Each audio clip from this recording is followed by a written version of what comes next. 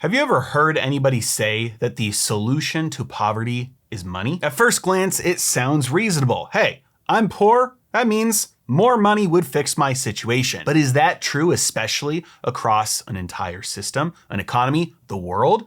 Is it possible that we could simply just print our way to universal abundance? Well, I hope your knowledge of history of places like Zimbabwe, Venezuela, the Weimar Republic in Germany, heck, even the US continental would mean that you know we can't just print money and expect prosperity to follow. But it's also true that the opposite won't work. In other words, you can't just start destroying money and expect wealth creation to follow. So the question is, what is the optimal money supply? And even more importantly, how should that supply change over time in order to ensure the fairest and most opportunity for wealth creation? Well, today, it is the job of central banks to answer that question for everyone. And the way they answer that question is by continuously increasing the money supply at their discretion for the last 100 years, continually making it push to all-time highs like it just recently has. But what if I were to tell you that there is no optimal money supply? Even more so, there is no optimal rate of change in the money supply. In fact, any supply of money will work equally well. Any supply of money will work equally well, so long as two things are true. Number one, the unit of money is sufficiently divisible. And number two, the right people are in charge of determining the supply. Now, if you know me at all, that probably sounds insane that I'm saying that, so let me explain. To start answering this question, we need to imagine a few differences to the way that the dollar works today. So let's pretend, just for the sake of understanding, that the dollar supply could not change for now. Right now, the US dollar supply is $22 trillion, so let's just say it is stuck there. Money cannot be loaned into existence. When debt gets paid off, it doesn't destroy money. The Fed or banks cannot print money. In fact, just to make this crystal clear, every dollar is actually a physical printed piece of paper dollar. The total supply is absolutely fixed. It cannot change. If one piece of paper dollar does get destroyed by something like a fire, it's instantly replaced by the Fed. Money supply is fixed. It cannot change. When you buy or sell and you transact and money moves from a credit card, debit card, from one bank to another, there's actual physical pallets of paper money that are moving from vault to vault, from bank to bank. Okay, got the picture? The next change we have to imagine here is that interest rates are set by the market only. There is nobody in charge of setting interest rates. So if I want to lend somebody money, I can try charging whatever interest rate I want. The only way I'm going to be able to lend money is if somebody decides they want to borrow that money from me at the interest rate I'm offering. Similarly, I can go try and borrow money for something, for anything, and I can try and get as low of an interest rate as I want. But the only way I'm going to be able to do that is if somebody with money decides that they would like to voluntarily lend me their money at the interest rate that I want. So let's say for whatever reason, people are fearful about the future of the economy, and so they start to save up their money, which means they're not spending. This means there's a lot less money going around in circulation. That means a lot of people's incomes start to drop. That means demand for purchasing goes down. And that means if I want to be able to sell something so that I can get more money, I'm gonna have to offer that thing at a lower price if I want a chance of being able to sell it. In other words, when the savings pool starts to increase, there's less money in circulation. That means the active, or the practical supply of money actually goes down, and prices adjust lower to compensate. Prices of everything, prices of goods, prices of assets, even prices of wages. So now we've seen prices fall, the active supply of money decreases, so we have in practice deflation happening, but the money supply, the pool of savings, is actually pretty large because everybody's saving. And so I'm gonna go out there trying to lend my money, trying to put it to work.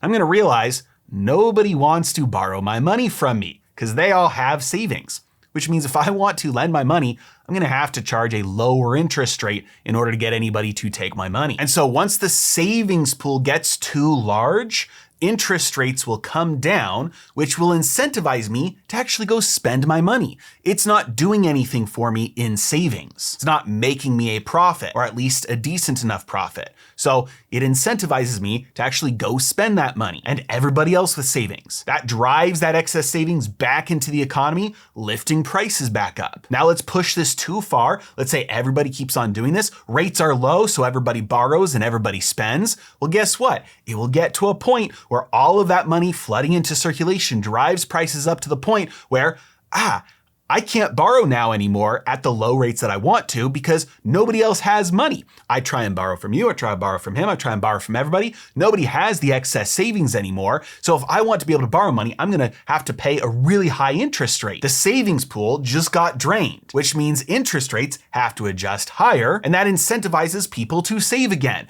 So yes, prices did go up when those savings flooded back into the economy. Now they'll adjust back down. You see, with a fixed supply of money and a free market and interest rates, there's a natural equilibrium between the value, the demand, and the supply of money, and interest rates respond automatically to market forces, making sure that the savings pool is sufficient. The incentives change as the demand and the supply changes, which keeps a good ebb and flow. What I've described is how money worked for basically all of human history when money was gold. I'm not talking about paper backed by gold, I'm talking about actual gold and silver and copper coins that traded as money. Over long periods of time, as the total stock of wealth grows, as technology increases, as efficiency in production and progress happens, it makes it easier to get your hands on more wealth. It costs you less labor to afford the same amount of food. It costs you less time to afford the same amount of shelter. With a fixed money supply over time, the prices of everything gradually drift downwards because the total stock of wealth grows faster than the total stock of money. The difference between our hypothetical example of a fixed dollar and gold is that gold can actually have its supply increased through mining. Now, 1,000 years ago, if you were going to set up as a gold miner, you might initially think, I'm going to generate free money. I'm just gonna go get gold out of the ground, and that's pure profit for me. But then you start to do the math and you start to realize, okay, well, I have to hire some people.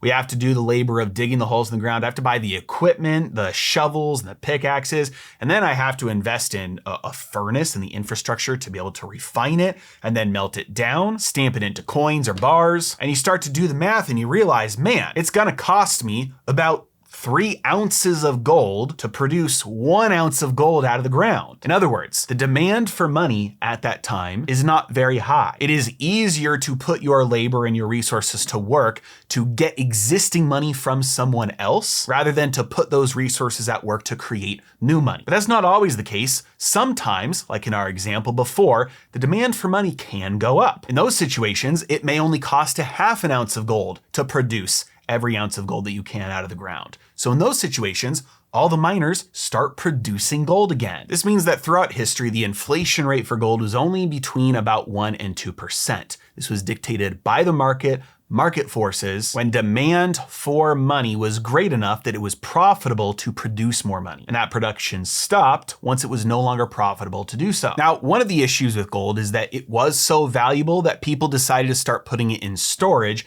instead of using it for everyday transactions. The invention of paper redeemable for gold meant that you could now trade the ownership of gold in a transaction rather than transacting with the gold itself. The invention of paper redeemable for gold also had the advantage of making gold essentially infinitely divisible. Because on a piece of paper, I could say, this piece of paper is redeemable for 1/1000th of an ounce of gold. But if I wanted to go actually do a transaction with 1/1000th of an ounce, it'd be very difficult to actually produce that and measure it and verify it. Redeeming it would not be hard either because you would just need 1,000 of those notes to just go redeem for 1 ounce. This means that you could have infinite deflation over time and still use gold as money because it doesn't matter how cheap something gets, you can always write a smaller division of the gold as the amount that you are transacting with to accommodate for any cheap item, no matter how cheap it gets. Now, throughout history, we've had different forms of money. Gold was the dominant one for sure, but we've also seen cattle used as money. large stones used as money, seashells, rice, and of course, digital money not backed up by anything. No, I'm not talking about Bitcoin, I'm talking about the dollar. So where does money's value actually come from? Why does something like the dollar have value? Throughout history, why did gold rise to have value? Over the last few years, why has Bitcoin risen in value? And why do some people expect that it will be the dominant form of money in the future? Well, money is simply a type of good, and any good, whether it's a consumption good, an investment good, a capital good, will have a mix of value of use value and exchange value. In other words, my iPhone has value because I can use it to do stuff. And the amount I'm willing to pay to be able to do the stuff that I want to do with my iPhone would be considered its use value. However, there is some exchange value in an iPhone. If I wanted to, I could go barter it with somebody. Somebody has a nice Android phone, which I don't know if nice Android phones exist, but hypothetically, if they did, I could go trade somebody and say, hey, would you like to do a swap? And we could change, which means that my iPhone has some exchange value. Throughout history, the different forms of money like rice and seashells were used as money, but part of the reason why they didn't survive is mostly because of their use value. Because rice is a food, it can deteriorate, it can rot. Because cattle is a food and it can die. And it's very large. It's hard to trade 1/100th of a cow if it's still alive. So those forms of money did not survive as money primarily because they had too much use value. When you consider gold, historically, it had zero use value. It arose primarily because of its exchange value. In other words, due to the fact that it didn't rust, it doesn't decay, it's very easily identifiable, it's very hard to forge or to counterfeit, and its supply is only going to increase if the total market demand for money is higher than the cost of producing money. It meant that people were willing to accept it as payment. They could hold on to it, not worry about it getting rotting or destroyed, and then they could use it for payment, again, because that other person knew that somebody else down the road would also accept it as payment. And so in some sense, for most of human history, it was the lack of use value and the entire value of gold came from its exchange value that secured its place as money. Now, I know a lot of people will say, well, it was used ornamental and jewelry and coating stuff. A lot of that actually has to do with it being money, with it being scarce and valuable. So you could make an argument that its use value in things like jewelry historically were a result of its exchange value, not the other way around. Now today, different story. There is a lot of use value in gold and things like electronics, but historically that's what caused it to become secured in that place as the money for thousands of years. As a side note, many criticize Bitcoin for having no use value, but that's exactly what characterized gold. The value comes from its moneyness, of its being a store of value, of its being a medium of exchange, of it being having the ability to be used for payments. It comes from its moneyness, not from its use for other things. And in fact, this is exactly the position the dollar is in today. The dollar's value is only exchange value. There is no use value in the dollar. What are you going to use it for? Toilet paper? Next time there's a lockdown? You're going to start a fire with it like you're Pablo Escobar? And most dollars aren't even paper. They're digital. Only exchange value. And yet, it's the global reserve currency, and it's been that way for decades. And it doesn't look like it's slowing down anytime soon. So,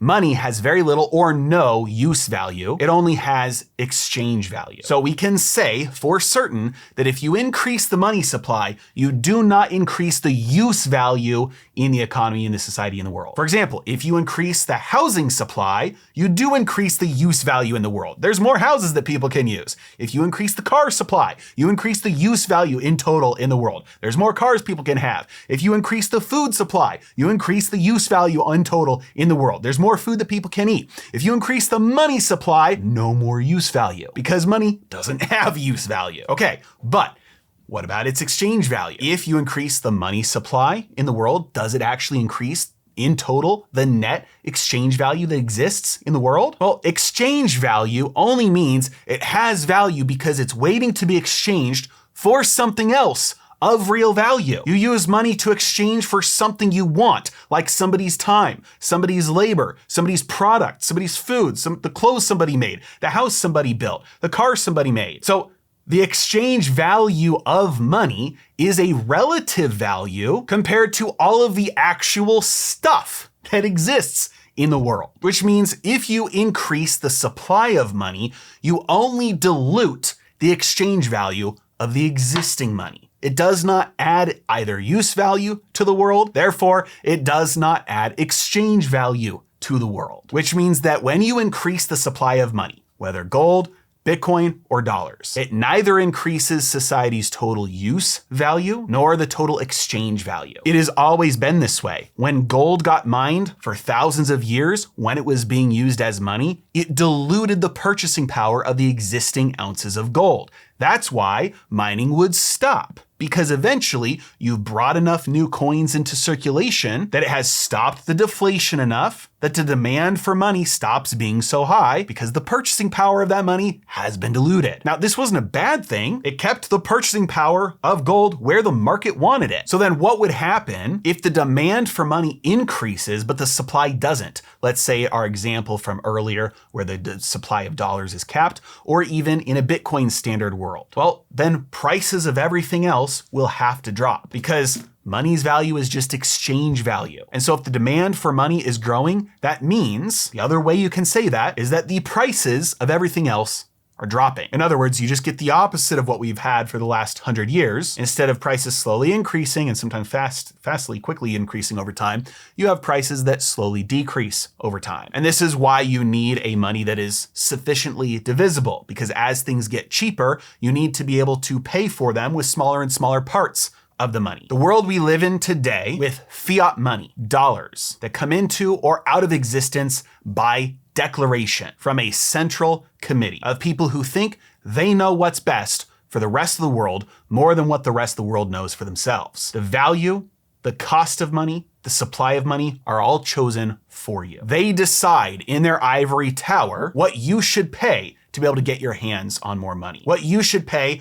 for all goods by choosing how rapidly to expand the supply of your money and therefore dilute your purchasing power. Now, you might think that if they're good enough, they'll just choose the correct supply and value of money. But guess what? Not only will they never do that, it's actually impossible. That's right. The ability for the central bank to choose a supply and cost of money that the market would choose is not possible. But guess what? It's irrelevant anyway, because the very purpose of a central bank, the reason they exist, is to ensure that the supply and the value of money is different than what the market would do. Otherwise, they would just let the market do it. Their reason for being is to make sure that it is different, which means they're constantly choosing the winners and the losers on purpose. And if they were choosing the supply and the value of money that the market would choose, it would simply be like a guy standing in a grocery store as somebody's checking out, shouting the prices of the items as they're ringing up on the cash register, pretending like he's controlling them. He's not. That's the market. The purpose of the Fed and other central banks is to actually go in and change the prices themselves. And that's what they do. This means, by definition, you have malinvestment, misallocation of resources, people making choices with their money that they wouldn't if they were getting the proper signals. Interest rates are either too high or too low. You are incentivized to either spend money, borrow money, save money, or lend money in a way that is actually different than reality. Your incentives are wrong. People are constantly perceiving money to either be less valuable or more valuable than it actually is, which means everybody is constantly making incorrect choices as a result of this intervention, which means that by definition, any intervention on the supply and value of money necessarily causes an economy to produce less wealth than it could otherwise. Or said another way, the most amount of wealth that can possibly be produced across the entire world would be under a system where both the supply and the cost, the interest rate of money, are determined solely by the free market, by all individual actors, with no restriction or choice forced on them by anyone else. Which means the solution to poverty is not money. The solution to poverty is wealth, is goods, is the most production of what people want and need. Which means the solution to alleviate the most possible poverty is a completely free market in money. As always, thank you so much for watching. Have a great day.